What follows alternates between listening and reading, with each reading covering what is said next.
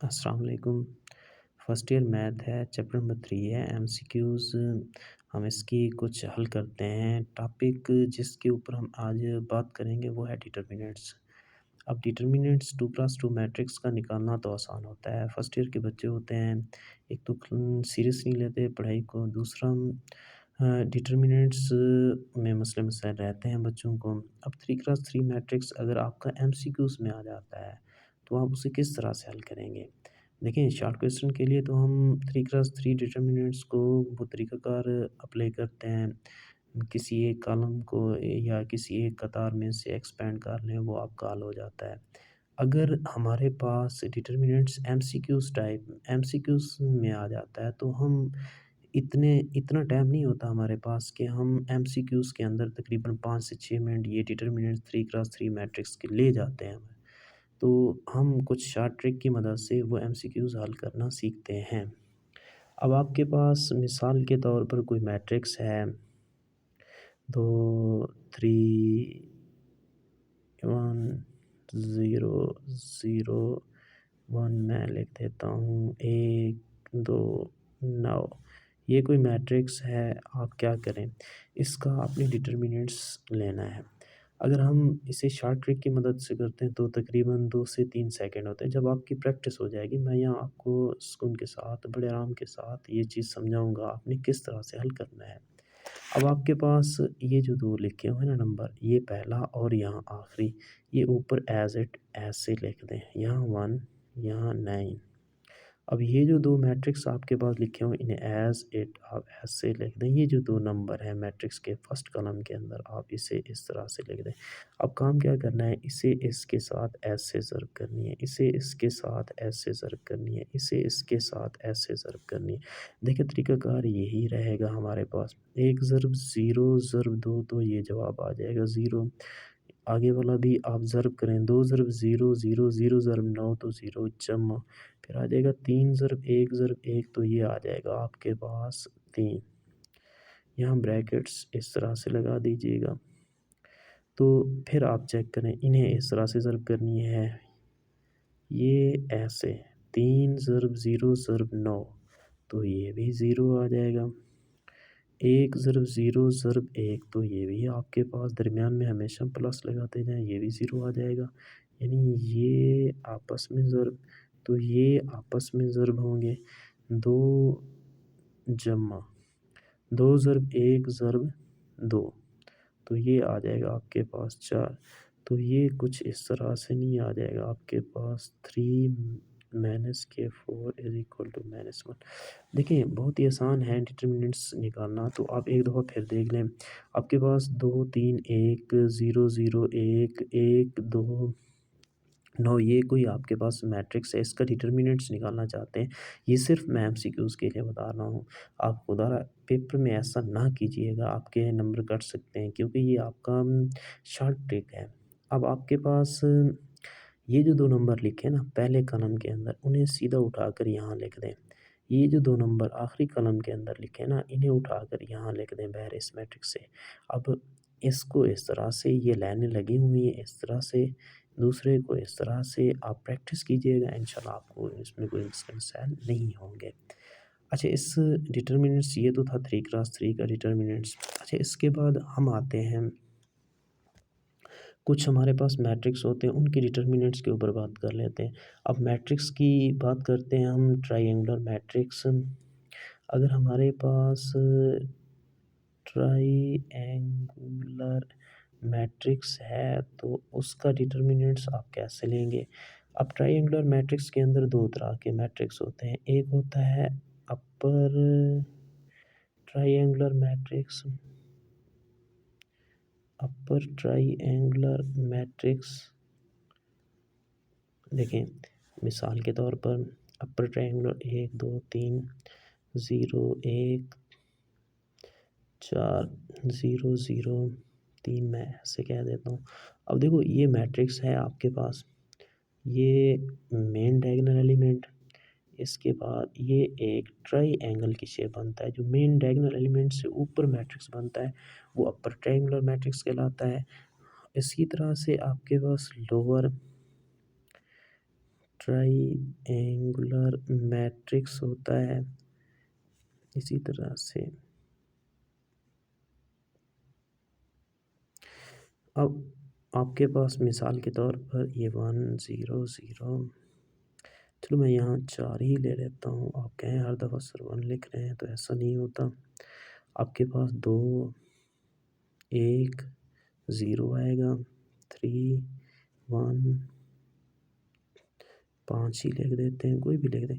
अब देखें ये मेन डायगोनल एलिमेंट्स हैं, इनसे नीचे जो बनेगी वो लोअर कहलाएगी।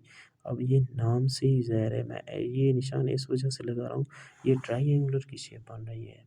अब देखें ऐसी मैट्रिक्स जो मेन डायगोनल एलिमेंट से ऊपर की तरफ बनती है वो अपर ट्राइएंगुलर मैट्रिक्स कहलाती है। ऐसी मैट्रिक्स जो मेन डायगोनल एलिमेंट से नीचे बनती है तो वो लोअर ट्रायंगुलर मैट्रिक्स कहलाती है। अब इस अपर ट्रायंगुलर मैट्रिक्स की अगर बात करें तो सिर्फ हम इनके मेन डायगोनल को आपस में ज़र्ब कर दें ना, ये जो प्रिंसिपल वैल्यू होती हैं या मेन डायगोनल वैल्यू होती है इन्हें आपस में ज़र्ब कर दें तो ये इसका डिटर्मिनेंट्स होता है।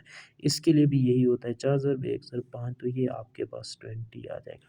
इसी तरह से आपके पास मैं अगर लिखूँ डायगोनल मैट्रिक्स, तो डायगोनल मैट्रिक्स में भी यही होगा। मिसाल के तौर पर ये 3 है, 0 है, 0, ये 1 या ऐसे लिख दें 0 4 0 0 0 2 लिख दें। ये डायगोनल मैट्रिक्स है। इसके भी आप क्या काम करें, ये डायगोनल मैट्रिक्स की मेन एंट्रीज़ को आपस में ज़र्ब कर दें, ये डायगोनल मैट्रिक्स का डिटर्मिनेंट्स हो जाता है। आपको जहाँ भी इस तरह से मिले आप ऐसे डिटर्मिनेंट्स निकाल सकते हैं। ये आपके पास 3 ज़रब 4 ज़रब 2, तो ये आपके पास आ जाएगा भाई 24। ये डिटर्मिनेंट्स कुछ इस तरह से होगा आपका। इसके बाद स्केलर मैट्रिक्स भी आपका बिल्कुल इसी तरह से है। मैं जस्ट आपको लिख कर ही बता देता हूँ। वो नाम से ही ज़ाहिर होते हैं, जो भी आपके पास स्केलर मैट्रिक्स होगा ना वो खुद नाम से ही ज़ाहिर होता है। देखें ये 2 0 0 0 2 0 0 0, तो अब स्केलर मैट्रिक्स के अंदर उसकी तमाम डायगोनल एंट्रीज़ सेम होती हैं। अगर ऐसे मैट्रिक्स का डिटर्मिनेंट्स लेना है तो इसकी स्केलर एंट्रीज़ यानी इसकी मेन डायगोनल एंट्रीज़ को आपस में ज़र्ब करते हैं, ये आपके पास इसका डिटर्मिनेंट्स हो जाता है। इसी तरह से आइडेंटिटी मैट्रिक्स है, उसके साथ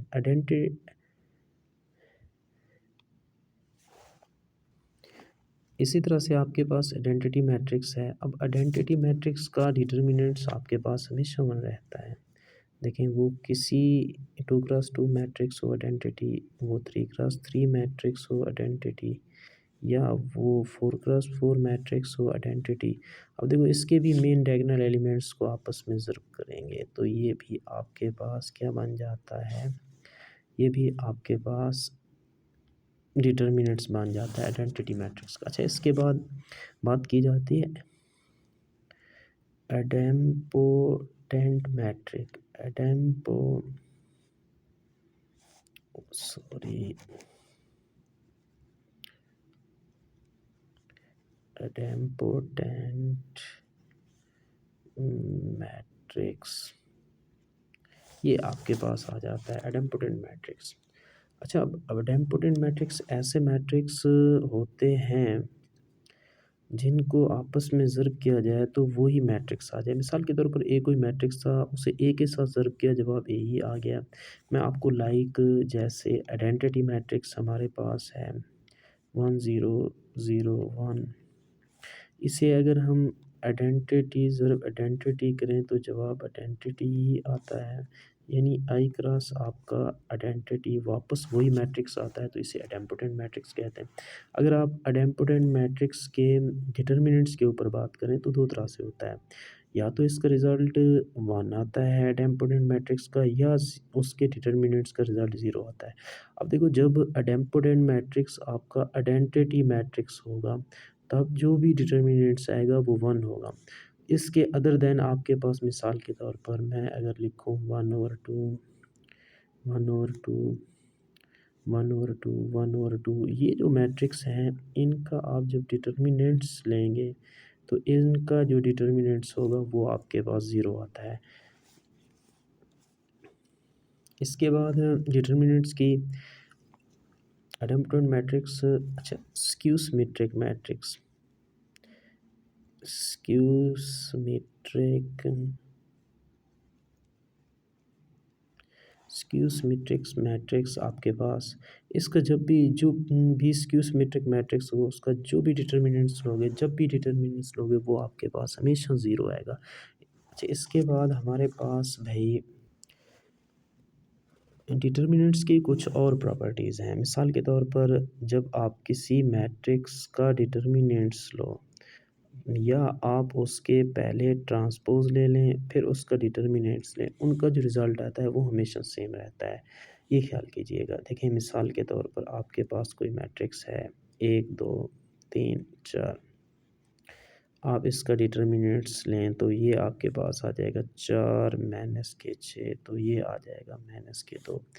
अच्छा इसी तरह से अगर आप इसका ट्रांसपोज़ ले लें पहले 1 2 3 4 अब इसका डिटर्मिनेंट्स लें तो ये आपके पास कुछ इस तरह से आ जाएगा 1 3 2 4 ये आ जाएगा 4 माइनस के 6 ये भी आपके पास में है। देखिए इसमें कोई फ़र्क नहीं है तो उसका भी रिज़ल्ट माइनस 2 इसका भी रिज़ल्ट माइनस 2। डिटर्मिनेंट्स की कुछ और प्रॉपर्टीज़ आपके पास हैं। अगर डिटर्मिनेंट्स आपके पास इस तरह से हो a प्लस बी आप 2 मैट्रिक्स हैं उनको ऐड करें फिर उनका डिटर्मिनेंट्स लें तो वो कभी भी उस मैट्रिक्स के डिटर्मिनेंट्स यानी ए का डिटर्मिनेंट्स प्लस बी का डिटर्मिनेंट्स वो कभी भी आपस में बराबर नहीं आते। वो हमेशा मुख्तलिफ आएँगे। ये डिटर्मिनेंट्स की कुछ प्रॉपर्टीज़ हैं हमने बात की है। इसके बाद हम ऑर्थोगोनल मैट्रिक्स के ऊपर भी बात करेंगे। डिटर्मिनेंट्स आपकी कुछ बुक में से भी लेंगे फर्स्ट ईयर की बुक में से 3.3 एक्सरसाइज़ है उसमें से जैसे हम आगे सीखेंगे मैं आपको कुछ हिंट्स दे दूँ। यानी मिसाल के तौर पर एक्स, वाई, ज़ी 1 2 3 वाई, एक्स, ज़ी इस तरह के डिटर्मिनेंट्स आते हैं पेपर में पूछा जाता है भई ये किस चीज़ के बराबर होगा? इसे हम किस तरह से हल कर सकते हैं? ठीक है भई। ये हम हल करना सीखेंगे किस तरह से इसे शॉर्ट ट्रिक के ज़रिए आप कर सकते हैं तो वो भी बहुत आसान है आपके पास। ठीक है? हम कोशिश करते हैं। इंशाल्लाह इसके लिए आप कोशिश करें जितना पड़ा है इन्हें देखें आप इनमें से कोई चीज़ समझ नहीं आती तो आप कमेंट्स में पूछें। ठीक है भई? आपको मैं जीमेल आईडी या व्हाट्सएप ग्रुप के अंदर ऐड करूँगा। उसमें से भी आप मुझसे राब्ता कर सकते हैं। व्हाट्सएप ग्रुप है वो भी मैं आपको शेयर कर दूँगा उसकी लिंक है। आपको अगर इनमें पीडीएफ चाहिए तो वो मैं आपको इसकी पीडीएफ भी शेयर कर दूँगा। आप वो भी कर सकते हैं। देख सकते हैं पीडीएफ मेरे पास इससे बेहतर शक्ल में मौजूद है। कोशिश कीजिएगा आप पढ़ें। इंशाल्लाह हम नेक्स्ट वीडियो में मिलते हैं नेक्स्ट टॉपिक के साथ।